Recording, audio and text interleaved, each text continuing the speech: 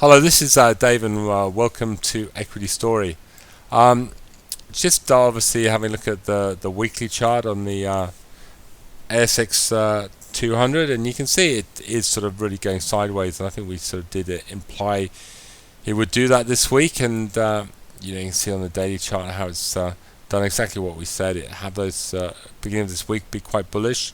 We thought it might test a little bit nearer that 5,600. But that's sort of come down, holding above that sort of moving average, and I think basically just trading sideways. But like I often said, as long as we're trading sideways, even sideways to slightly down, we can make good money. Equity Story and we've shown that over the last 2 years, where we've had a pretty average ASX 200. We still managed to pull 60-70% returns out of ASX 200 stocks, which is absolutely extraordinary, I think.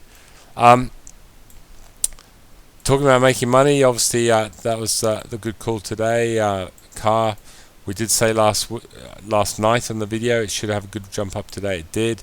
So obviously, and we got out there right on the high, more or less at 13.48, and took profits. And again, a nice sort of 5.76% profit in 11 days. I think that's roughly around 150% annualized.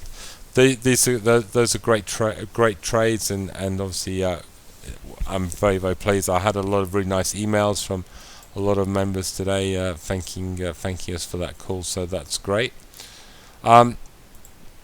FPH, again, I think I actually won't look at this on a.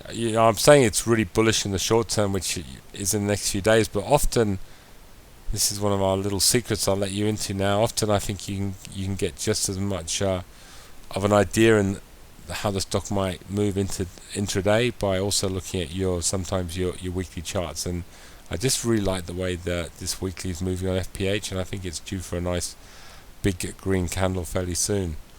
As I do really like the obviously BAP. Again, this is the most probably the number one trending stock on the ASX 200 at the moment, and I think GMG looks very, very good. Even I think pick that short-term movement on the price chart should at least go and retest that high at 762 or something. But again, it looks very very good. As for the banks, CBA is actually giving a massive. CBA is holding its sort of trend lines okay. It's giving a massive div on the 18th. It's just a week away, so I think at the moment we'll obviously be holding that. I thought that banks had actually turned their sort of the trend had turned on the banks. The jury's still out. We'll see. At the moment, we're happy holders, and we'll see how it plays out over the next few days. One thing I would like to say, every week we put out our classic weekly buy signals, and I think sort of 90% of the time each week they tend to do very, very well. One week they didn't do well was actually last week, and there was a group of stocks that we put on. I think Car was one of those, MFG, and what I'd like to say, if we ever put out a buy signal, and a weekly buy signal, it doesn't actually immediately click that week. Be patient, because it can often do it the following week. And I think this is a classic example. So I think last week we put out Car, Magellan, Vocus, TRS, SXL, SDF. Yeah. So I'm going back in time now, and you can see with Car, for example, it didn't really click, right? And this week, bang, it went straight through the roof, right? So go to Magellan, similar story. So we put Magellan on, and had the classic buy signal, went up a bit. This week, bang, went right through. TRS, again, put it on here. The next week, didn't really do much. Dave, what's happened? Are your powers gone? Bang, this week, no they're not. Bang, up they go. And again, SDF, I think, just basically since the buy signal been trending up pretty solidly anyway. So just with those classic weekly buy signals, if they don't immediately click, don't always lose the faith, because they often can definitely click the next week. Just like to say one thing. I think there was on Star Group, there was another excellent announcement from Star Group today on the ASX, and just have a look. I think it's up about 6%.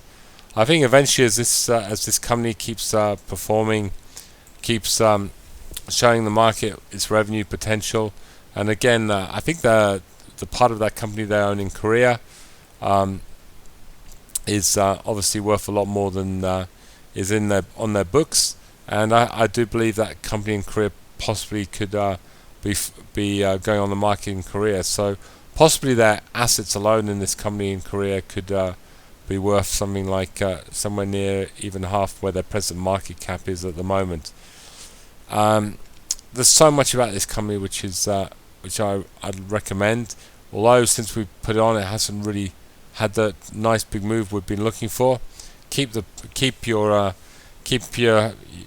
patience, because as Warren Buffett used to say, the stock market is a place where the impatient people give their money to the patient people, and I think never is a truer word said when you're talking about a company, when you're looking at a company like STL. So just be patient, and hopefully you'll be rewarded. Anyway, thank you for listening to Equity Story, and I look forward to bringing you this report tomorrow night. Thank you. Goodbye.